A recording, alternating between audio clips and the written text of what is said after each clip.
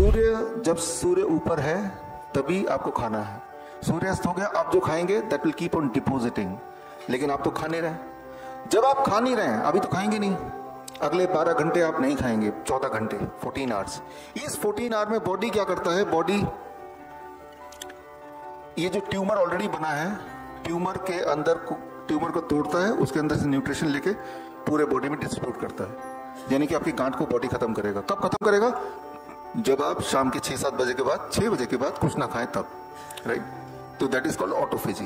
कुछ तरह के फूड हैं जो ट्यूमर के ग्रोथ को बढ़ावा देते हैं, जैसे एनिमल प्रोटीन, डेयरी प्रोडक्ट्स, वो तो बंद कर दिया। तो जो जो चीजें खुराक की तरह काम करती है उनको अगर हम कट कर देंगे, it will die its own death. Detail में मैं समझाऊंगा आपको। तो कहीं भी अगर किसी का भी कोई ट्यूमर है, कोई सिस्ट है, तो उसको छेड़ना नहीं है, छेड़ना बिल्कुल नहीं है। छेड़ेंगे तो वो फैलेगा, राइट। छेड़ना बिल्कुल नहीं है। तो करना क्या है, डोंट ईट आफ्टर 6 PM और after 7 PM, that is the first thing. Don't eat any animal protein जो ट्यूमर को फीड करता है, दैट इज सेकंड थिंग।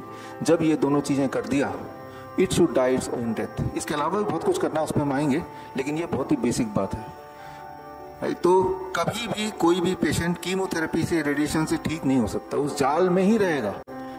आप ये काट दिया तो 6 महीने के लिए आपको लगा कि ठीक हो गए, क्योंकि दिखाई नहीं दे रहा, लेकिन वो कुछ दिनों की बात है, दोबारा आना ही आना है। और अगली बार जब आएगा वो पिछली बार से ज्यादा स्पीड से आएगा, एवरी सिंगल टाइम, राइट। तो वो जो दिखा अब तो कुछ है नहीं, खत्म हो गया होगा, लेकिन वो टेम्पररी है, ये समझना होगा। अच्छा, नंदा पी सूर्य, आप है ना, बैठी मसूड़ों की बायोप्सी कराने बोला है, नहीं की है, ठीक है। देखिए, जब भी कभी भी कोई जख्म है, जो जख्म भर नहीं रहा है, तो डॉक्टर बोलेगा हो सकता है कैंसर हो। आप कैसे पता चलेगा, बायोप्सी करा लो, यही होगा ना। याद रखिए, मैं आपको दिखाऊंगा, जब आप बायोप्सी करते हैं, बायोप्सी से कैंसर पैदा हो जाता है। इस बात को समझिए आप। बायोप्सी करने का मतलब उस जख्म को छेड़ देना। छेड़ेंगे तो कैंसर बन जाएगा, वो नहीं भी होगा तो ही बन जाएगा। तो करना क्या होगा, वेरी सिंपल, एक एक्सपेरिमेंट। इस तरह के सवाल ना काफी सारे हैं, तो एक एक्सपेरिमेंट आंसर दे रहा हूं मैं।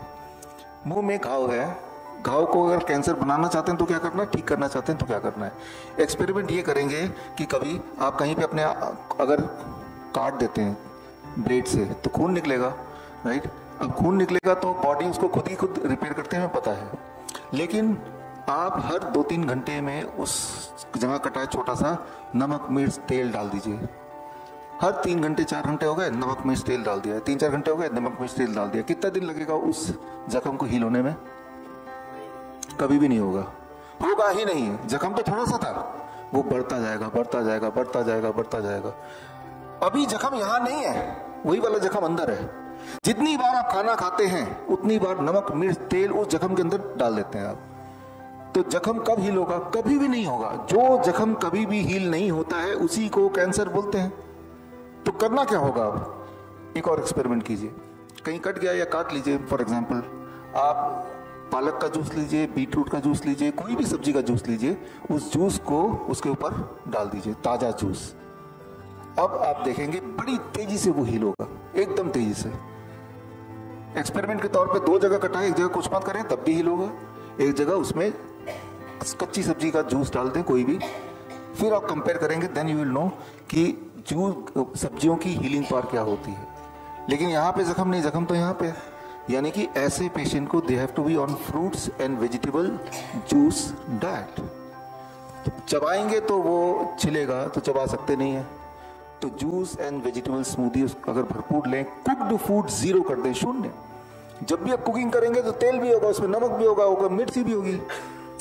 तो सिंपल है कि जख्म को हरा भरा काफी समय तक रखने को ही कैंसर बोलते हैं। कैंसर कोई अलग बीमारी नहीं है। कोई जख्म को अगर हरा भरा रख पा रहे हैं बहुत लंबे समय तक, that is cancer by definition. Cancer का जो साइंटिफिक डेफिनेशन वो यही है, wound healing process which never ends, this is cancer. Cancer कोई अलग बीमारी नहीं है। Wound healing process which never ends, this is cancer. Cancer का सिर्फ यही एक डेफिनेशन है। तो आप अनजाने में सुबह दोपहर शाम रात खाना खा रहे हैं, अनजाने में आप उस घाव को, यहाँ पे कई सारे माउथ अल्सर माउथ कैंसर के पेशेंट इसी ग्रुप में बैठे हैं, उनको यही करना चाहिए। थोड़ा मुश्किल लग रहा होगा आपको कि आपको कुछ खाना नहीं है, सिर्फ fruits and vegetable juices, nut shakes, coconut water, इस पे रहेंगे तो जितनी बार नारियल पानी यहाँ से जाएगा चूते हुए, फ्रूट जूस जाएगा, वेजिटेबल जूस जाएगा, वो मरहम की तरह काम करेगा, वो हील हो जाएगा। कैसे पता चलेगा हील हो गया? जैसे आपको अभी पता चला कि वो जख्म है, दर्द गायब हो जाएगा, सूजन गायब हो जाएगी, पेन गायब हो जाएगा, ब्लीडिंग खत्म हो जाएगी, फिर आप खाना नॉर्मल शुरू करते हैं, करना ही है तो ये बड़ा सिंपल है, आपको समझना होगा। बायोप्सी करेंगे तो बायोप्सी का सच क्या है वो मैं डिटेल में बताऊंगा अभी, इसलिए अभी नहीं ले रहा, थोड़ी देर में बताऊंगा वो। सनियम Grover, in diabetes type 1 condition, how can the pancreas start making that and releasing the insulin by itself without the use of injecting daily shots, है ना। देखिए यहाँ पे समझना होगा, जिस तरह से आपके बॉडी के सारे सेल्स, चाहे वो ब्लड सेल्स हो, चाहे बाल हो, चाहे नाखून हो, मरते हैं फिर दोबारा नए बनते हैं ना, ठीक उसी तरह से पेनक्रियाज में बीटा सेल भी नए बनते हैं और फिर मरते भी हैं, नए भी बनते हैं। जो डायबिटीज टाइप 1 के पेशेंट होते हैं उनके बीटा सेल मरते हैं, नए बन नहीं पाते हैं क्योंकि उनके बॉडी में ऑटो इम्यून डिजीज ट्रिगर हो जाता है। जिन चीजों से ऑटो इम्यून होता है, ऑटो इम्यून मतलब कि आपकी बॉडी की इम्यूनिटी आपके बॉडी के सेल्स को ही अटैक कर रही है, दैट इज ऑटो इम्यून। जिन चीजों से ऑटो इम्यून स्विच ऑन होता है उन चीजों को आप ना खाएं। Number 1, all kind of animal protein, dairy products बंद करते हैं। All kind of grains, wheat, सारे ग्रेन्स, राइस बंद करते हैं। मैं ऐसा नहीं बोल रहा हूँ व्हीट राइस ये सब कोई पॉइजन है, उनके लिए पॉइजन है, ऑटो इम्यून को बंद करना है।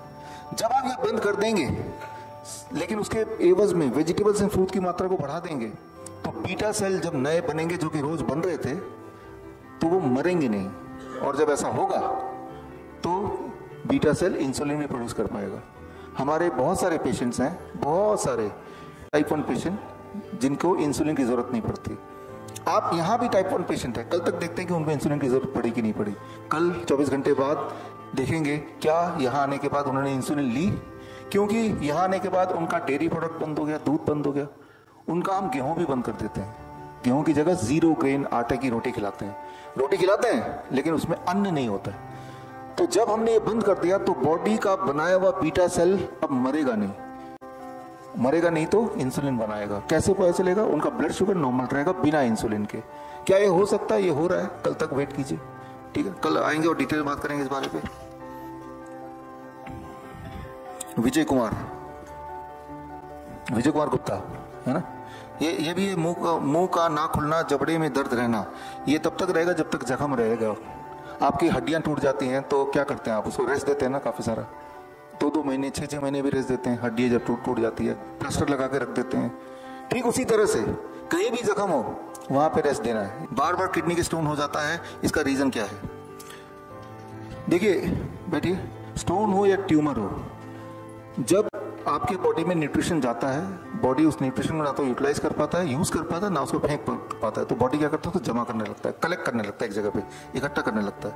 इकट्ठा करके या तो वो स्टोन बनेगा, या तो वो सिस्ट बनेगा, ट्यूमर बनेगा। तो स्टोन को अगर आप तोड़ेंगे, उसको आप देखेंगे माइक्रोस्कोप से, उसके अंदर विटामिन होगा, मिनरल होगा, उसके अंदर कार्बोहाइड्रेट होंगे, वो पूरा न्यूट्रिशन का एक खजाना होगा, राइट। जितनी बार स्टोन को सर्जरी से निकालेंगे कि सर्जरी कर दिया, स्टोन को हटा दिया, उतनी बार नया स्टोन वहां और ज्यादा तेजी से आ जाएगा, क्योंकि स्टोन को बनने का जो बेसिक कारण है, उस कारण को नहीं हटाया आपने। पत्ता क्यों बन रहा है? क्योंकि नीचे से ऊर्जा आ रही है। यहाँ पे एक बर्फी रख दूंगा, कुछ देर बाद क्या आएगा?